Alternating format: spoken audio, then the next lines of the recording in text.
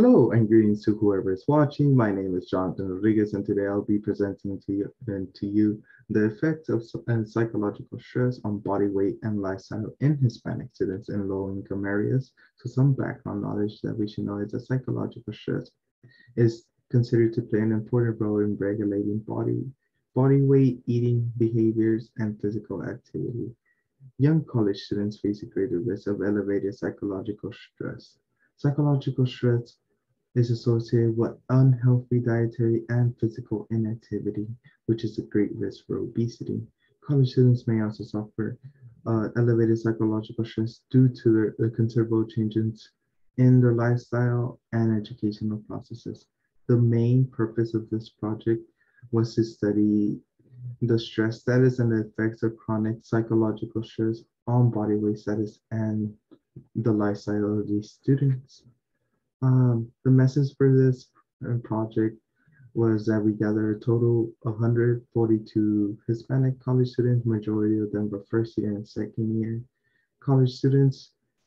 The clinical variables of body mass index, weight, height, waist circumference, blood pressure were all measured. Um, the psychological stress status was determined with the perceived stress scale, or PSS-10, which was designed by Sheldon Cohen. Uh, Nutrition and physical activity questionnaires were used to estimate body weight, body image, eating behaviors, and weekly activity behaviors.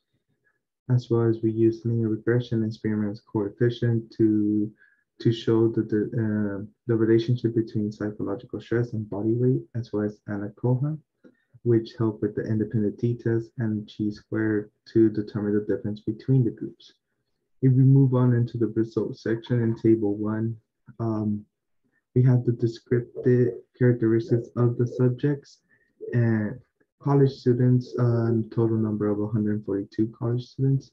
In the first subsection, we have the body weight status.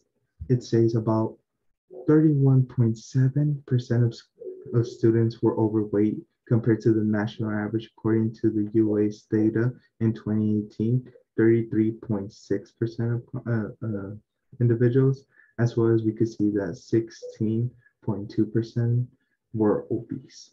If we move on into the diet habit in the fruit intake section, more than 50% of the students consume fresh fruits less than 3 times per week.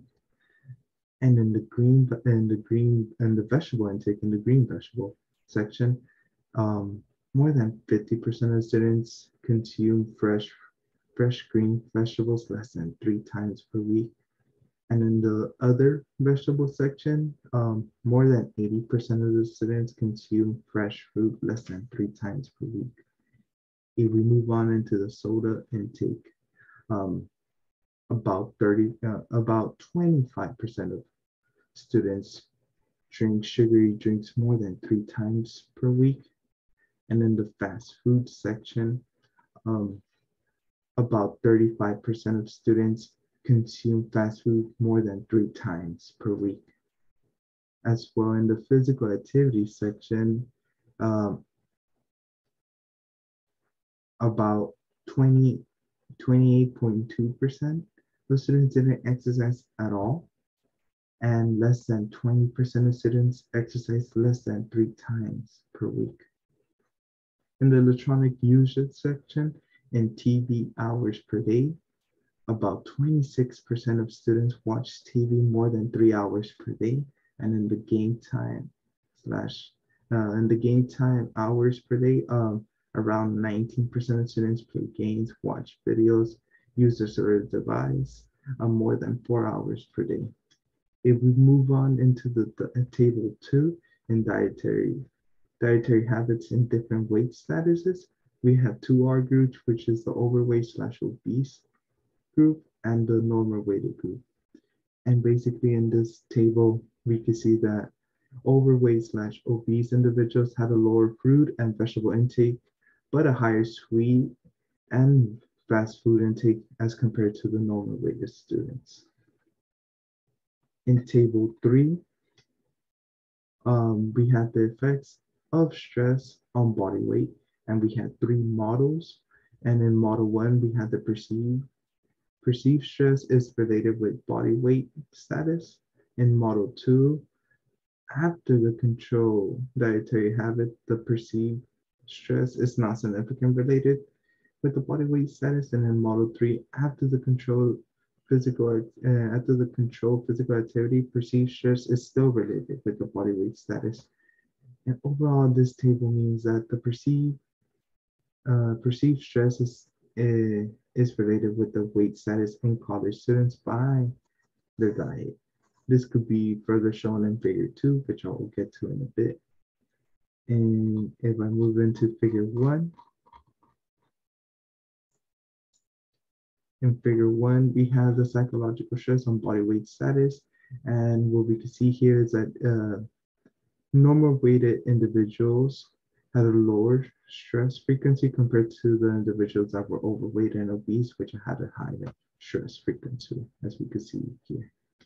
In figure 2, we had the relationship between dietary and stress, which showed us the fruit intake, breakfast frequency, and soda drink consumption and fast food consumption. In the fruit intake section, we can see that individuals that consume fruit less per week had a higher stress frequency compared to those that consume fruits more than 4 to 6 times per week.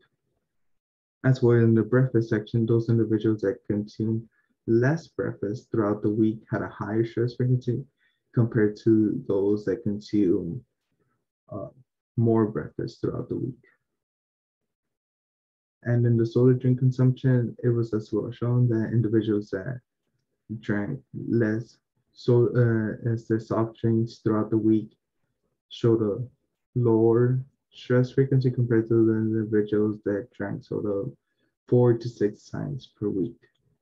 And in the fast food section, it was as well shown that individuals that went out to eat less throughout the week had a lower stress frequency compared to those individuals that ate more than 3 times fast food per week.